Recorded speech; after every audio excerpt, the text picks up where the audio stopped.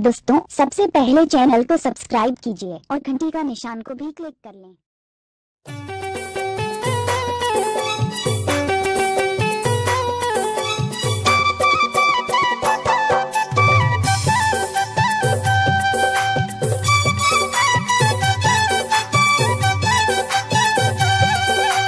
दोहरी दे के काया गोरी के, दोहरी दे के काया गोरी के अंग मनसा समाये हैं।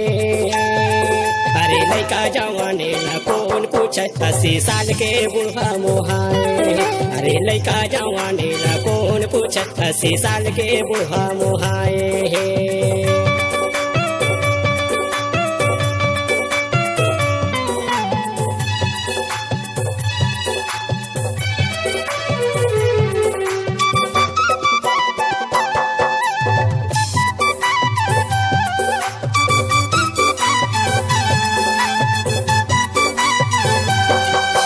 जब चले मटक मटक के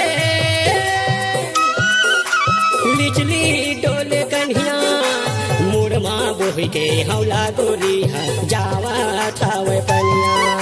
मुड़मा बोही के हौला गोरी जावा थावे पनिया। फूले फूले गोरी गा दिखत है, फूले फूले गोरी गा दिखत है, मुँह में पानी दबाए है। लड़का जवाने न कौन पूछे 80 साल के बूढ़ा मोहाए। अरे लड़का जवाने न कौन पूछे 80 साल के बूढ़ा मोहाए।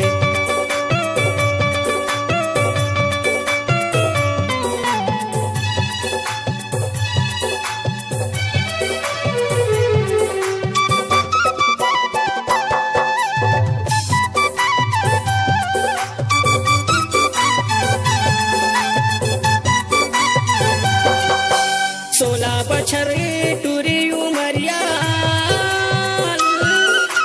लब लब भरे जवानी, लुलवा खोरवा कनवा भरा मन करत है निगरानी। लुलवा खोरवा कनवा भरा मन करत है निगरानी।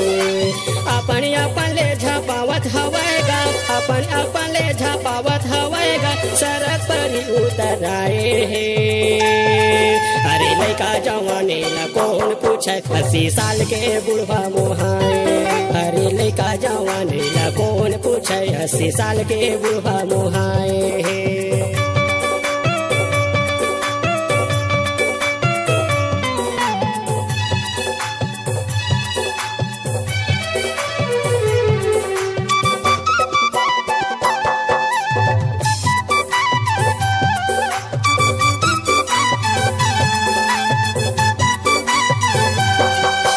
महूह पड़ के टूरी चक्कर